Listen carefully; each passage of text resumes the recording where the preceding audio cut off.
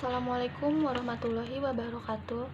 Alhamdulillahirabbil alamin wassalatu wassalamu ala asrofil anbiya'i wal mursalin sayyidina wa maulana Muhammadin wa ala alihi washabihi azmain, amma ba'du. Sebelumnya perkenalkan, nama saya Indri Wahyuni dari Prodi Akuntansi Reguler B. Di sini saya akan memaparkan tentang bab 2 Toharoh atau bersuci.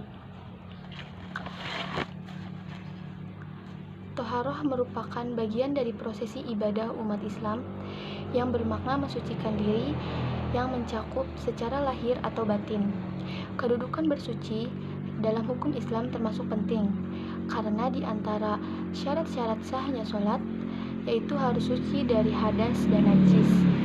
Seperti yang sudah tercantum pada Al-Quran surat An-Anfal ayat 11 yang artinya, dan Allah menurunkan air atas kamu sekalian dari langit agar kalian mensucikan dirimu dengannya.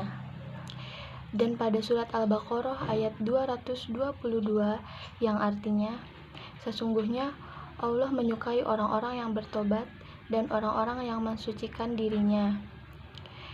Pengertian toharoh secara bahasa artinya membersihkan kotoran, baik kotoran yang berwujud maupun yang tak berwujud.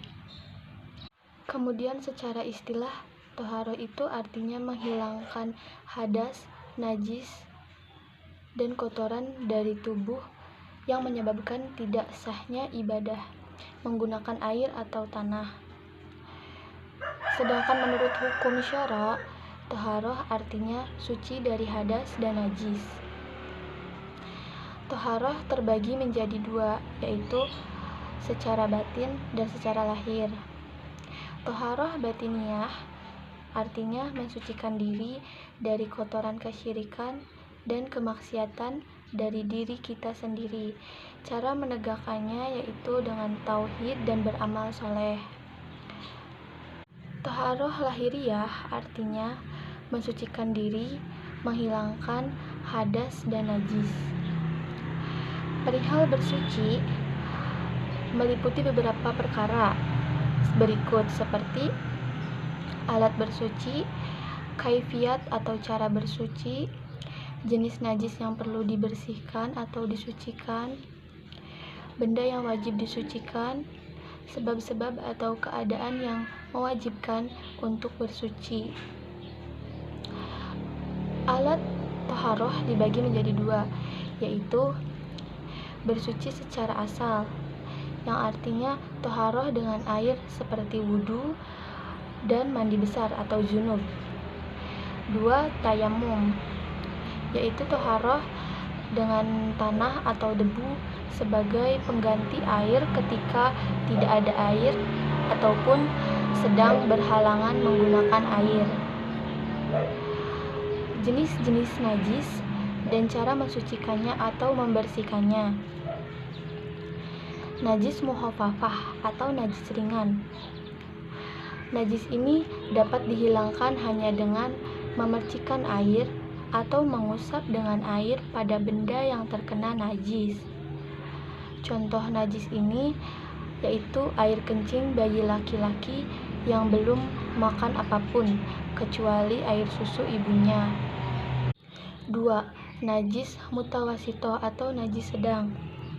Cara menghilangkannya yaitu dengan mencucinya sampai hilang warna, bau, rasa, zat, dan sebagainya sampai hilang. Contoh najis mutawasito ini adalah bangkai, darah, nanah, air kencing manusia, dan lain-lain. 3. Najis mughaladoh atau najis besar. Cara menghilangkannya yaitu dengan membasuh air mengalir sebanyak 7 kali yang di sela-selanya diusap dengan debu, air, dan atau tanah. Contoh najis ini yaitu jilatan anjing dan babi. Adapun jenis-jenis air dan pembagiannya. Air yang dapat digunakan untuk bersuci haruslah air yang bersih, suci lagi mensucikan. Air tersebut bisa berasal dari langit ataupun dari bumi. Yang penting air tersebut belum pernah ada yang menggunakannya atau masih murni. Jika ditelaah dari jenis-jenisnya, air yang bersih, suci lagi mensucikan ada 7 jenis, yaitu air hujan, air laut, air yang berasal dari lelehan salju, air embun, air sumur atau mata air telaga, dan air sungai. Sementara itu, selain jenis-jenis air tadi, menurut hukum Islam, air itu dibagi menjadi 5 golongan, yaitu 1. Air mutlak, dapat disebut pula air murni, karena hukumnya suci dan mensucikan, dan tidak makruh bila digunakan untuk bersuci. 2. Air musyamas, air ini adalah air yang dipanaskan oleh sinar matahari di tempat atau wadah yang tidak terbuat dari emas. Hukum air ini adalah suci, lagi mensucikan, namun hukumnya makruh untuk digunakan bersuci apabila airnya sudah dipanaskan karena sengaja. Yang ketiga, air mustakmal. Air ini adalah air bekas mensucikan hadas dan najis. Walaupun air ini tidak berubah rasanya, warnanya, serta baunya, bahkan sebenarnya airnya masih bersih dan suci. Akan tetapi air ini tidak dapat digunakan untuk bersuci. Yang keempat, air mustanajis.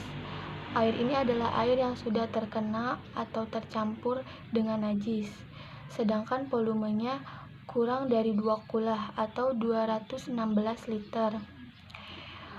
Hukum bersuci menggunakan air ini adalah tidak boleh sama sekali, karena tidak suci dan mensucikan. Namun apabila volumenya lebih dari 2 kulah dan tidak merubah sifatnya, maka air ini boleh digunakan untuk bersuci. Yang kelima, air yang bercampur dengan barang yang suci. Air ini adalah air mutlak pada dasarnya. Kemudian air ini tercampur dengan barang yang sebenarnya tidak ada najisnya, misalnya seperti sabun dan bahan-bahan makanan. Air seperti ini hukumnya tetap suci, namun jika sifat air sudah berubah, rasa, bau, warna, dan zatnya, maka air tersebut menjadi tidak bisa digunakan untuk bersuci. Demikian paparan saya tentang toharoh atau bersuci. Kurang lebihnya mohon dimaafkan. Semoga bermanfaat bagi kehidupan kita. Wabillahi taufik wal hidayah. Wassalamualaikum warahmatullahi wabarakatuh.